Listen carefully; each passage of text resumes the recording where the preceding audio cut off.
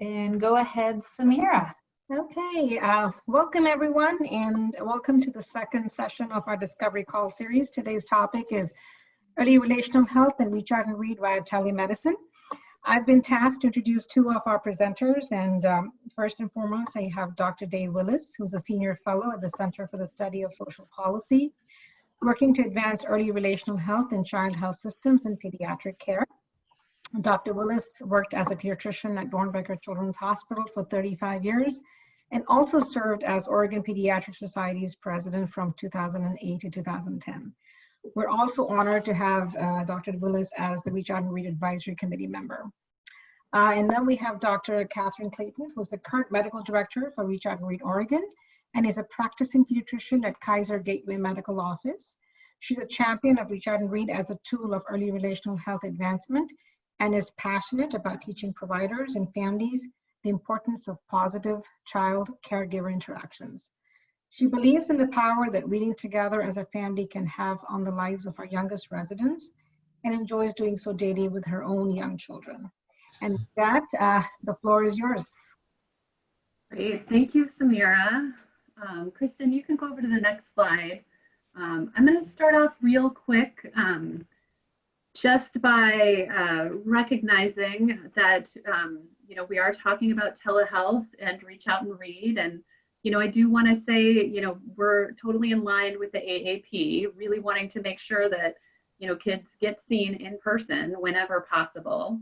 But I also want to recognize that this pandemic has really changed primary care, and now with telehealth parity in many health systems, I do think telehealth is here to stay in some form. And so I do think it's important that we still have conversations about how to use telehealth as a tool to support emotional well-being and family relationships, and continue to perform Reach Out and Read, even when we, for whatever reason, have to do a telehealth visit. And I think there's a lot that we can learn from each other about this, which is why I was so excited to have you all here. So thank everybody for joining us. And I am going to go over the learning objectives real quick in the next slide, Kristen.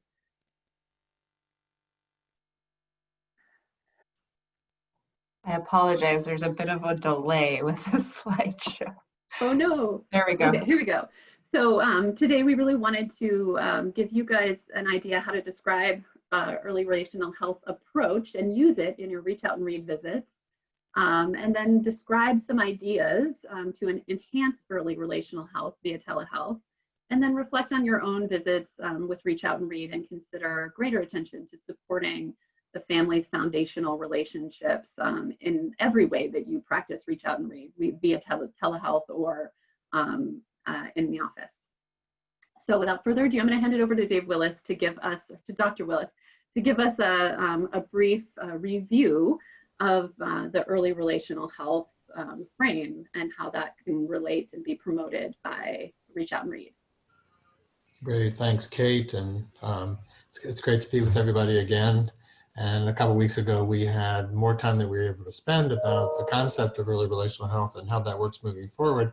But it's based upon what we all know in pediatrics, that a future builds from the relationship experiences that start incredibly early, not the least of which is prenatally, but also what happens in the first 1,000 days, perhaps in the first 500 days. And we as pediatricians witness those relational patterns every day in our practices. We get to see firsthand what we can observe of the interactive space and what we can see in our young patients as to what they've derived as a result of the relationship experiences they've encountered. All of development, especially social emotional development, physical development, and even social emotional development, of course, come from the caregiving experiences, those positive, stimulating, and encouraging and supportive serve and return interactive patterns. Can I have the next slide? That's the space we're talking about of early relational health. Early relational health, by definition, we're talking about those positive, nurturing relationships that advance health, development, social well-being, and resilience. It is building upon the knowledge that we know that future outcomes is not so much driven solely by adversities and challenges that disrupt well-being, but it is the positive, protective, and supportive relationships that really are the drivers, even in face of challenges, that make the difference. That sense of hope, that sense of building resiliency in face of challenges is by the positive, protective, buffering, and supportive relationships that go on every day. That's in that space of really relational health. And it's really so central right now with the COVID experience, because we know the number of families that are experiencing stress on one hand, but we also know the amount of time families are actually having time together.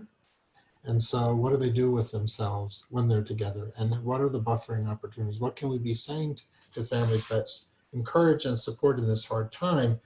And certainly reading, playing, singing, talking, all the moments of interaction are meaningful on an everyday basis that are really essential. If I can have the next slide. So when we talk about early relational health, we're really talking about this continuum, not being a new field. I can see your Zoom group chat discussion in front of me on the slide, thank you. And so we're not talking about early relational health being a new field, but rather the reframing and advancing all that we know out of the field of infant mental health psychology and interventions and bringing it to the promotion prevention strategy. And that's what we do in pediatrics every day. Have the fact that we touch all families in their early years, everything we do to strengthen parent experiences and all the contexts around them in terms of attending to the social determinants of health or the disruptors. All of that attention is in service of promoting experiences that strengthen the relationships that then build the future well-being. Again, that's the space that we're touching. Next slide. And so if we talk about advancing a mindset, and we talk a lot in early relational health being a mindset shift, and that is one can no longer look at child development without thinking of the relationships that they've had around them. In fact, all the outcomes that we measure are as a result of the relational experiences. And we know the disruptors and we know the promoters. And so the early relational health effort is focused on the importance of foundational and ongoing relationships. Of course, it arises by partnering deeply with families and honoring the strengths that they all have and the strengths that are embedded in the communities around them and the multiple family supports they have. And these things we talk about with families to support positive relationship in the environments around them. Of course, it begins with recognizing the dignity that all families have, and all families wish well for their children, but there can be interferers, not the least of which is structural racism, not the least of which is poverty, not the least of which are the challenges of day-by-day life, but also by our believing in the dignity of their ability to have strong, positive relationships with them and with the networks of people around them that can counter some of the vulnerabilities that we have. And all of relational health is science-based, strength-based, family-centric. We're not talking about a program per se, but we're talking about an approach. And of course, this is broadening the way we think not only public policy, but also the future of child health practices. When we witness 30 and 40% of children that have social emotional weaknesses coming to school, or what become later mental health issues that are running 17 to 20% of youth. And when we hear about the epidemics of young people that are talking about feeling very deeply isolated, if not alone, then focusing relationally becomes really central.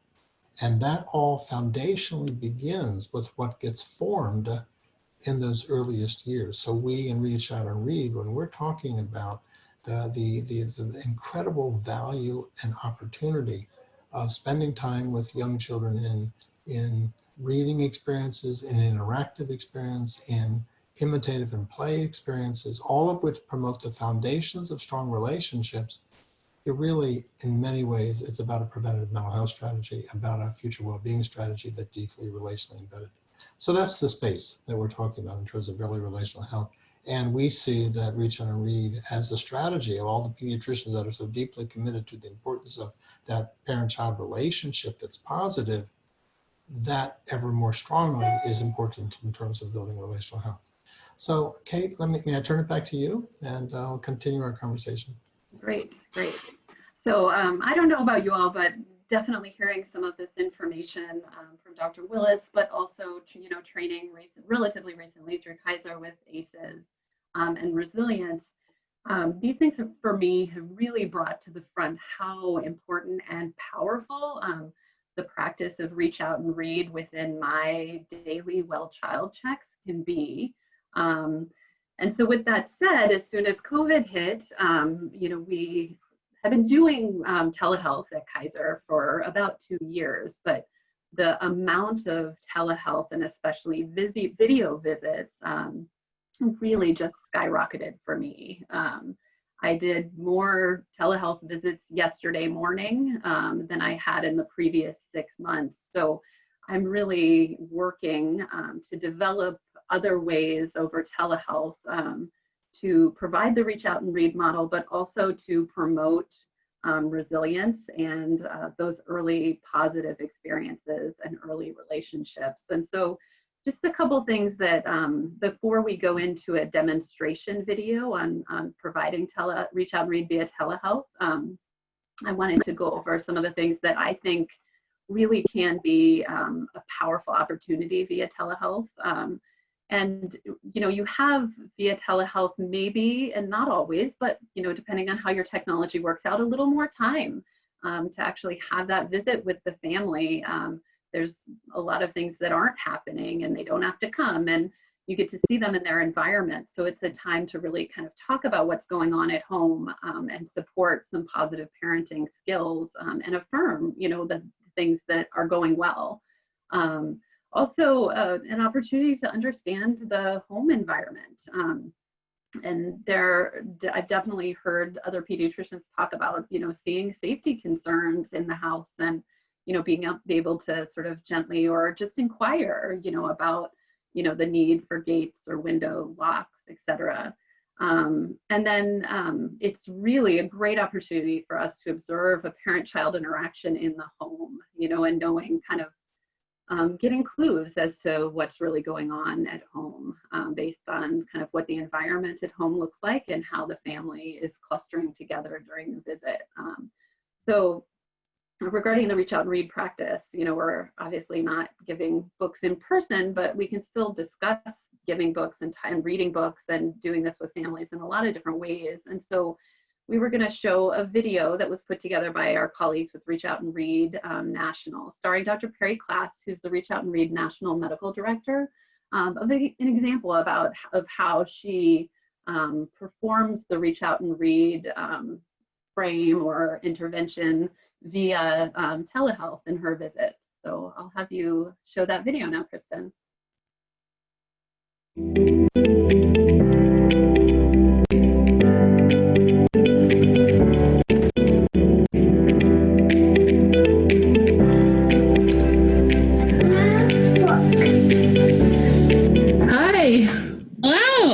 Grace, will you just remind me how old everyone is? So yeah.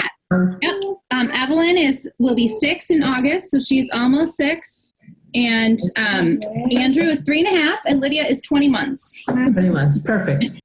How's it going for you right now? Well, it's been a little stressful having everybody home all the time. My husband is trying to work from home. When I'm working from home, and it's a struggle to keep the kids occupied and not, running in and trying to get any work done with everybody in the same home. Hey, here's Andrew. This is really complicated right now, trying to keep everybody happy. Honestly, you have to cut yourself some slack. We all have to give ourselves a little bit of room to maneuver, not hold ourselves to Thank you. standards. Andrew, can you hold the book up so that I can see which one you have?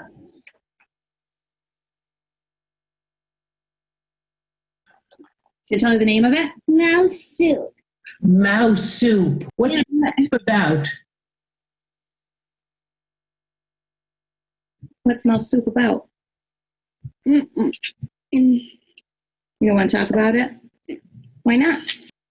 Does a mouse have a tail? Yeah. Does a dinosaur have a tail? No.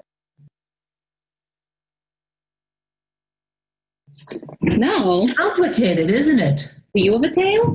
Yeah. No, that's good. Nobody in the story has a tail except maybe the mouse. Yeah, nobody in it. That little lady mouse has the tail. Aha. And then let me go on and ask about Andrew. Is he sleeping okay these days?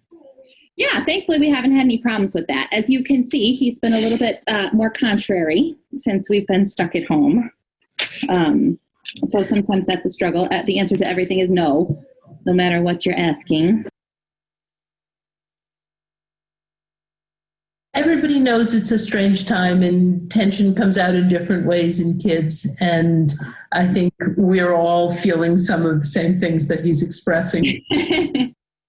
So is there a particular time that you're finding you can read to them? Are you reading at bedtime? Yeah, well, we always read at bedtime, and that's great. That's something that we've always done. Would you be willing to read a little of Mouse Soup to Andrew and to me? You read Mouse Soup? Yeah. Yeah, okay. Mouse Soup. Oh no, said the bees. We like your front door. We like your living room. We like your bedroom. But no, we do not like your bed. The bees jumped up into the air and flew away. The mouse went home to take a bath. Why do you think he needed a bath? He got dirty in the mud. Yep. And you know this, but the more you ask questions, the more you let them be part of telling the story, the better. And it's amazing how he's up for the long book, how he settles right down, and how he's following it with you. You know, his language is great and really clear. I can't give you a book, but we do have ebooks and some free resources and ebooks on our Reach Out and Read website. We do think that the reading together and talking together and hearing your voice tell stories is so important for them, maybe now more than ever, because it's such a strange and confusing and scary time. And the books and the stories matter so much. So what you're doing there with the books and the repetition matters a lot. Well, thank you. That'd be really great.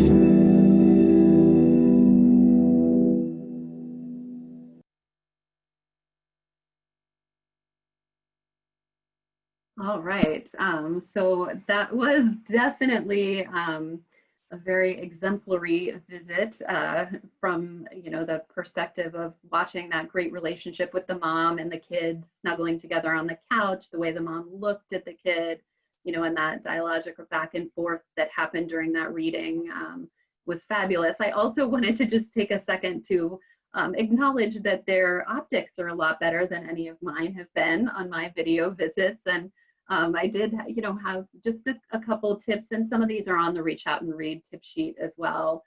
But we at Kaiser actually have, or try, it's not perfect, but try to have our medical assistants, call ahead to attempt to sort of room the patients by getting vitals and doing any screenings, ASQ, MCHAT, the pre-visit questionnaire, if possible. It's not always perfect, and I fully acknowledge not every practice has the capacity to do that, and we don't even always do it.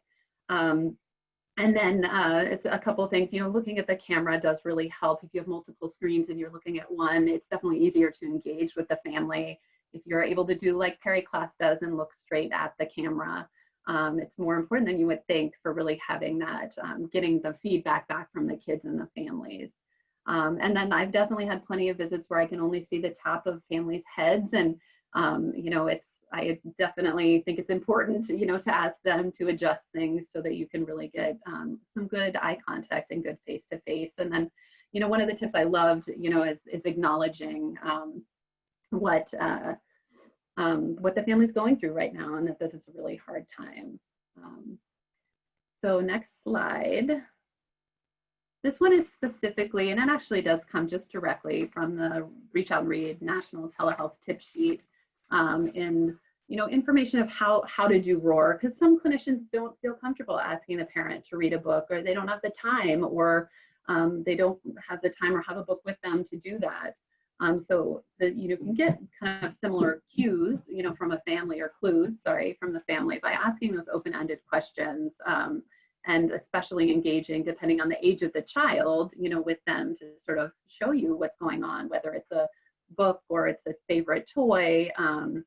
And I do like to acknowledge the times that you may have where you ask to see a book and there aren't any books in the home. So we are coming up with some e-books that patients have access to, and then all kinds of other ideas, like Lori Simmons is going to talk about how they actually mailed some of their Reach Out and Read books to patients. And then also, thinking about some of the other programs in the area that will mail books, or the libraries that are opening up for pickup.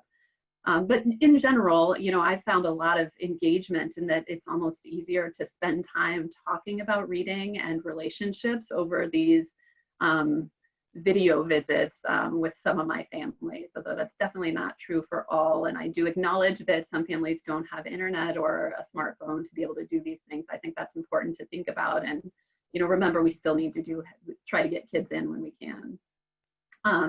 So Kristen, if you can go through the next few slides relatively quickly, a bunch of resources from Reach Out and Read, and other places for free ebooks, including a bunch that are specifically about coronavirus, if you still have kids that have questions. And then I wanted to give a shout out to the Child Health Associates of Washington webinar that kind of helped me in preparing for my part of this talk, as well as the Reach Out and Read resources. So I'm going to hand it over to Kristen now to introduce Lori Simmons, who's going to talk a little bit about her experience with Reach Out and Read during the time of COVID. Thank you for your presentation. It's my pleasure to introduce our next speaker, Lori Simmons, who is a family nurse practitioner at Grants Pass Pediatrics. I've had the pleasure of working with Lori through a book mailing project we implemented as a response to COVID-19 and fewer well visits taking place. We offer to support clinics by reimbursing for costs related to book mailing for patients missing well visits during this time. So Lori went above and beyond by sending 625 books to all of her patients ages 0 to 5 at the clinic, and we've invited her here today to share about her experience with this initiative. So Lori, with that, on over to you. Hi. So we are down in Southern Oregon in Grants Pass, and we've seen a lot of decrease in visits also, but we also have a very low income population, to where most of ours are that they don't have books at home. So when we started Reach Out and Read, a lot of our families, it was their first books that they've ever had. And so when the opportunity came about, we thought, well, that'd be great, because a lot of ours don't have. So we printed out our list of all of our patients from 6 months to 5 years of age and sent out books to all of them. And the feedback that we got was amazing. So we got phone calls, we got text, we got videos sent to our email of the kids with their books and how excited they were, and that someone was actually thinking about them during this time. The feedback was amazing, and obviously made everybody feel great that we could do something that a lot of us think is so simple, of just giving out a book, because honestly, most of our kids probably have more books than they know what to do with, but there are so many out there that don't have anything, which is like our Medicaid population is probably 85 to 90%. And honestly, books, before we became part of the Reach Out and Read program, it wasn't a priority for our families. That as soon as they came into our exam room, they handed them a cell phone and just thought that they just needed a video and to entertain them. And since starting, we get the opportunity to talk about how great the books are and the interaction between the families, and we see so many less cell phones being handed to them when they come in the exam rooms. It's amazing. So it was just the project was fun. The whole staff loved it, and our patients loved it too. We're very happy that we had the opportunity, and Reach Out and Read supported us to do it. I can't believe that all the clinics didn't take advantage of the opportunity. We have not implemented telehealth for well child visits yet because so many of our families don't have access to telehealth. And a lot of ours still need immunizations, so all of those still needed to come in. It's something that we're looking into, but haven't figured out how to do it. But it was just a great opportunity, and I think that if we could implement telehealth, and they were great ideas that were shared earlier of how you could actually see their home environment and what it's like, and the free ebooks are a great idea because every parent most parents have a cell phone. So, but it was a wonderful experience, and actually we've been talking about doing it again. So we think that if we could get more books into their hands, we would like to do that. Also, we encourage parents to sign up for the Dolly Parton Imagination Library because everybody in our community qualifies with their zip codes. And so usually starting at birth or 2 months, we try to get them signed up so they're on that. It was a great experience, and we're hoping we get to do it again soon. Great. Thank you so much, Lori. Yeah, we definitely not everybody in the state is eligible for the Imagination Library, but I'm happy to talk about it more or send out some links so that you guys can check your zip codes and see if you're eligible. They just send books quite frequently to kids. Is that correct, Lori? Yeah, they get them once a month. Awesome. That's great. And then if they have multiple families in the, multiple kids in the family, they make sure to send them a different book for each kid. So the families are getting multiple different books. That's great. Well, thank you so much, Lori, and thank you for being here today and chatting with us. I am going to hand it over to Dr. Ryan Hassan to give us a little bit about his perspective. He practices general pediatrics at Oregon Pediatrics and is passionate about improving patient care through ACEs promotion and promoting positive parenting. He graduated med school in El Paso, Texas, and completed his residency in Salt Lake City, Utah.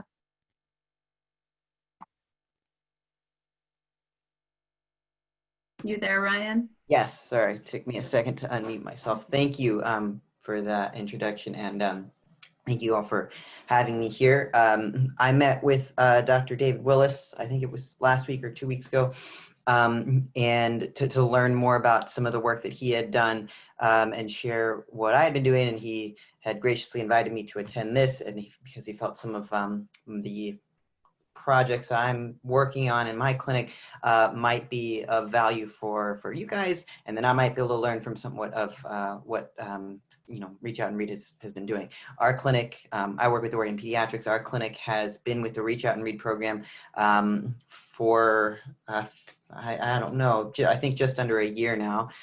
Certainly we started before the pandemic, and 2 of our 4 locations are using the program. I really love it. I did it in residency, and we really like it a lot. I would echo what I've heard from everyone else already. It really makes a big difference in terms of helping get a better sense for the parent-child interaction in the clinic, in our clinics visits, and kind of getting a sense for how comfortable are the kids with books, how much is this family reading to the parent, and helping emphasize how important that is. And it's a great just talking point for, what I like to talk to parents about already is that the most important thing that a parent can do for their child is to just spend time with them, have a face-to-face interaction. And I would agree with, I'm sorry, I forgot the name of who was just speaking, but what you'd said about, you see so many fewer phones being handed out when you have a book to give instead. And it really is, it's nice. I wanted to just briefly talk about what we've been doing in my clinic, kind of in addition to Reach Out and Read. Through the Oregon Pediatrics, no, actually, sorry, wrong group, through the Children's Health Alliance, I'm working on the ACEs screening pilot that they are doing. And so in my clinic location in Happy Valley, we've been doing screening parents for their ACE scores at their 4-month visits for just over a year now. And it's an optional questionnaire we do. It's 1 page. It just kind of gets their ACE score, and they don't, they just give a number basically. And then it has a resilience questionnaire as well, the CD risk questionnaire, so that they are also not just talking about, these are all the things, negative things that have happened, but also these are all the ways that I'm resilient. So in our clinic, we've been administering that at our 4-month visits. And the point of it is to just try to support families as much as we can. And right now, the biggest intervention in response to it has been, we just have a conversation around the parents' answers. And we say, okay, I noticed that you marked, that a 1 or you have a 3 or whatever, and this is your resilience score. So, how, do you feel like these are things that still affect you in today?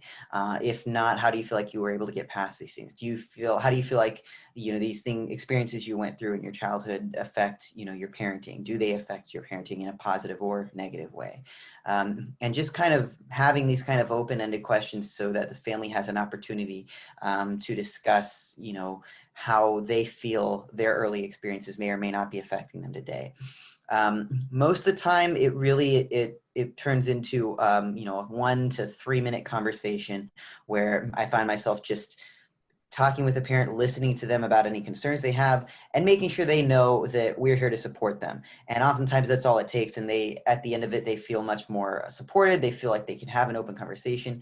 We have feedback so far that pretty much every patient, I think there was 1 patient out of the few hundred that we've screened so far that didn't strongly agree that this was an important questionnaire to be filling out, but the rest of them really liked doing it and thought it was valuable. And there is, some data showing that even just having that conversation is helpful. So that's where we started. And I think that by itself has been really helpful. And we're trying to expand that to our other 3 clinic locations now. And in addition to that, we are also referring families who feel they need more support, or if they have a higher score, or if we have other concerns, we're referring them to the Help Me Grow program. Which, for those who don't know, that's it's kind of they're kind of like 211, but then they work with 211, but they're more for families. They work specifically with families with kids between birth and 5 years of age. They connect families to resources, and they're very much focused on early child development.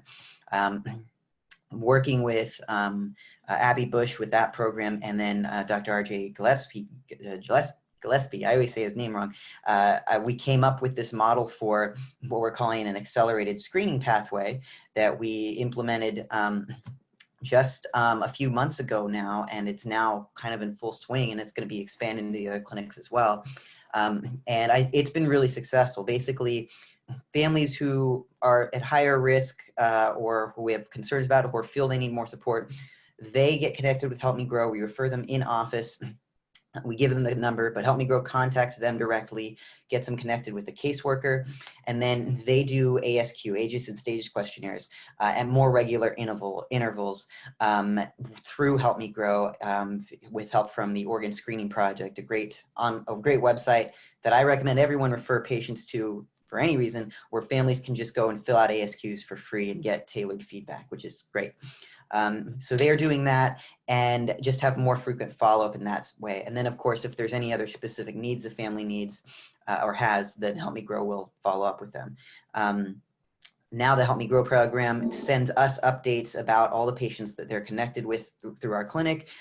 They tell us what the plan is for them. They are going to be sending us quarterly updates with the ASQs for the patients that they're doing those ASQs on. And just last month, I had a patient where I don't actually remember why I felt they needed to be seen there. Their ASQ, when I saw them at like a 12, 15-month visit, was totally normal. Their MCHAT score was 2, but I guess I didn't document it well, but they gave me a sense that they could have used some more support. So I referred them to the program, And I just heard last month that the mom had more concerns about autism. They did another MChat, and the score had jumped up to 3. And so we've now referred them to a developmental pediatrician. Whereas if it hadn't been for them, we wouldn't have found out about this until their next well visit. So that was a really cool way to just see how impactful this program has already been in a very tangible way. So that's what we're doing now. And our next steps is we're going to be trying to roll out what we're calling the a parent-child intervention program, kind of basically the same thing or a similar thing to PCIT. It's inspired by, also talks with Dr. Gillespie and this program called the Video Interaction Project based in New York. And I understand from Dr. Willis, there's a few other programs modeling similar kinds of things. But basically, we're going to have families who meet these same criteria, who have, risk factors or higher ACE scores. We identify them at the 4-month visit. And then at the 6-month visit, after their well visit, we're going to have them meet with our behavioral health providers who are in clinic and do a brief intervention where we have them, we're going to use the Reach Out and Read books that we're giving to have the parent read a book with their kid. We're going to have the behavioral health provider film that interaction on the parent's cell phone and then go over it afterwards and provide feedback about, okay, let's take a look and see what happened. Looks what's going on here. Your kiddo smiled right there. What happened to make your child smile? Or, oh, look, your kiddo is pointing to this here. Maybe this is a way you could further engage in this situation. And basically just do kind of a brief PCIT essentially where we provide positive reinforcement for how the parent is interacting with the child.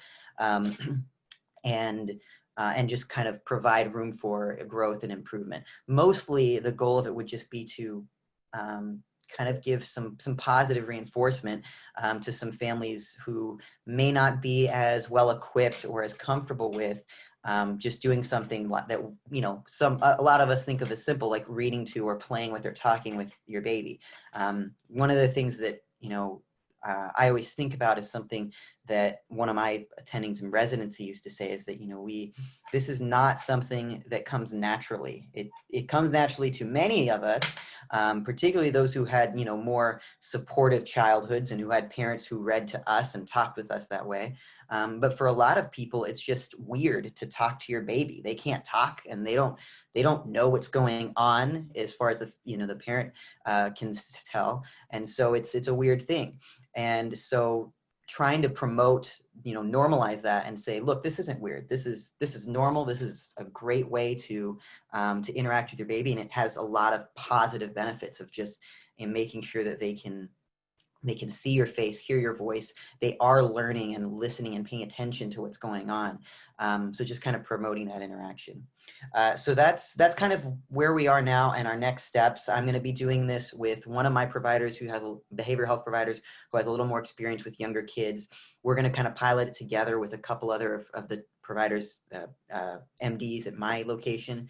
And we're going to see how it goes. And once we feel like things are pretty comfortable and he's got a sense for that, we're going to try and train the rest of our behavioral health providers at the other clinics to do the same kind of intervention, and then hopefully expand that to all 4 clinic locations. So I think that's kind of in a nutshell what we're doing right now and what our plans are. And yeah, I'm really excited about it so far. We've seen a lot of success with what we've done so far. I'm a little nervous about this next step. In terms of challenges, one of the biggest things, there's logistical challenges and documentation challenges and things like that. One of the biggest things I think that I've found though is using the language, finding the right language to recruit parents into this.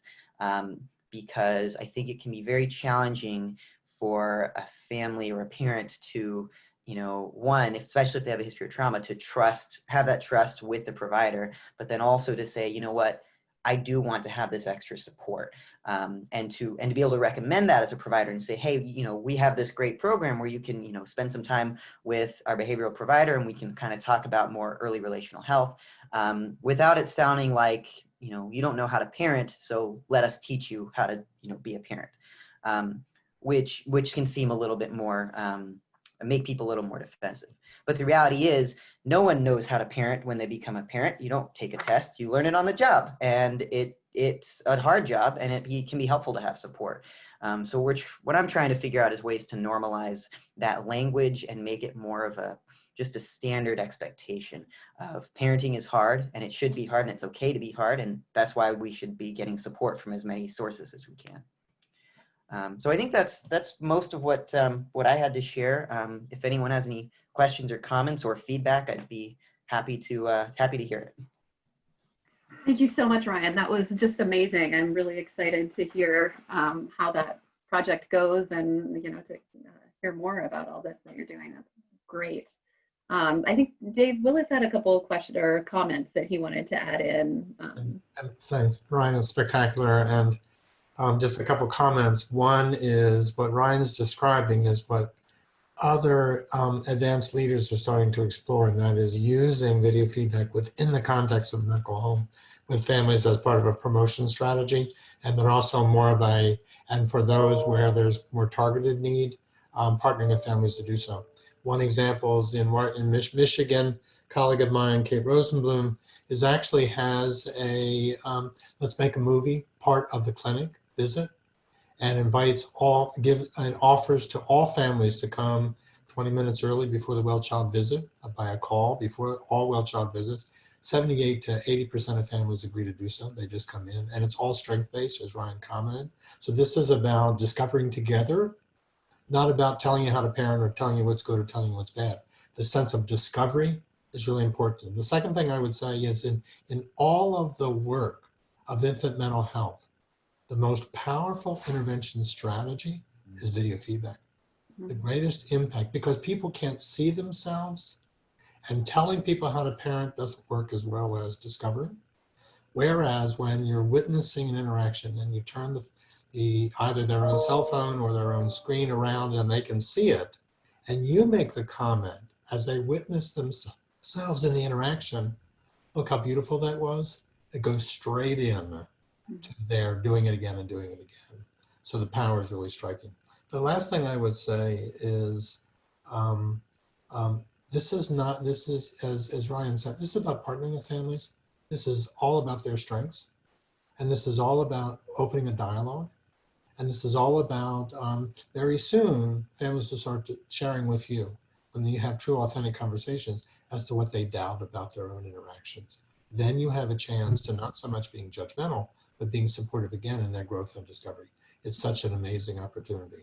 Ryan, thanks for sharing with us. Great. We just wanted to open it up if anybody that's participating wants to ask any questions or make any comments at all. Otherwise, I have a couple of discussion questions if you guys have the time to stay on and give us your perspective a little bit.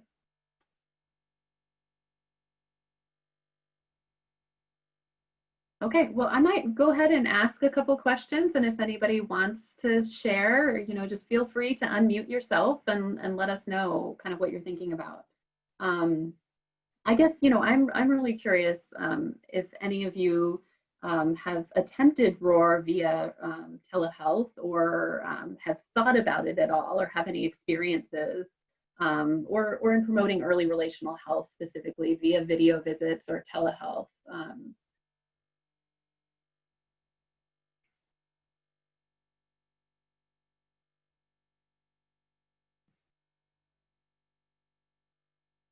And that's okay if not. I can go on to the next one also. I'm curious if anybody else has had any experiences with telehealth and finding tips or tricks, to be able to understand the relationships in the family or literacy.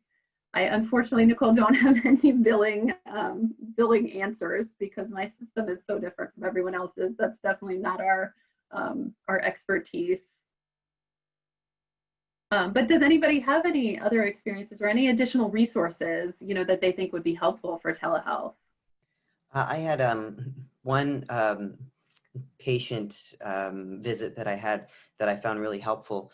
I have a couple of kiddos who have Fragile X, and it was a med check. We're doing well visits in person as well, but for this med check we did it by telehealth, and it was very helpful because this family has, I mean, you know, with the kiddos, their Fragile X makes their emotional regulation very difficult. So they're really sweet kids, but they do not do well in an office visit. They're pretty good for maybe 5 to 10 minutes. So I try to see them quickly as I can when they come in, because if much longer than that, and they start just kind of getting very dysregulated. So it was really cool to be able to see in their own home how they do and how they interact with each other and with their parents. And so I did their visit, and we were I was just talking with mom in the you know, on her computer in the kids' playroom, and they had this whole playroom behind them, and they were just in the background kind of running around and playing. And it was really cool just to be able to observe that. And then, you know, when I had a few questions for the patient, I just said, hey, can you come over here and let's chat? And we, you know, asked her some questions, and she was really able to engage, you know, for, you know, a few seconds at a time, go back to playing. And it was really helpful. So I guess bottom line there is, you know, first, the telehealth, I think, is a great opportunity for some kids who just are more dysregulated or have other developmental delays, where they can do a lot better being seen from home, and you get a much better picture of what their, you know, developmental level is actually at. But also in those visits, having it, you know, in a setting where trying to, you know, they're in their home, but if you can make it more comfortable, especially for the patient, it can be really useful. So, you know, rather than saying, you know, for some of these kids, having them sit on the couch or in a chair with their parent the whole time, you might say, hey, let's, you know, go see where your playing room is, or show me your bedroom, or, you know, what do you like to do for fun, and kind of have them, you know, show you around. And now on the other side of that, I have another kid where we tried to do something like that, and he tried to, you know, put the tablet he was using down next to his computer and said, hey, let me show you me playing Minecraft. And he just put me down and started playing on his laptop. And so it doesn't always work out. You got to be careful how you ask, and make sure the parent has some supervision there. But I find that to be a useful way to get a broader sense of the whole health situation in the family. Yeah, definitely. I agree. And it's also an opportunity to acknowledge some of those positive things that they're setups, you know, in as far as like, oh, this is a really safe area for your 9-month-old to completely explore. You don't have to tell them no all the time. They can pull everything off the shelf. And, you know, I like to, you know, talk about parents making those areas for kids. Definitely. I think of like the benefits of like home nursing visits. And, you know, in other cases I've had where we do, you know, there've been DHS safety investigations and things like that.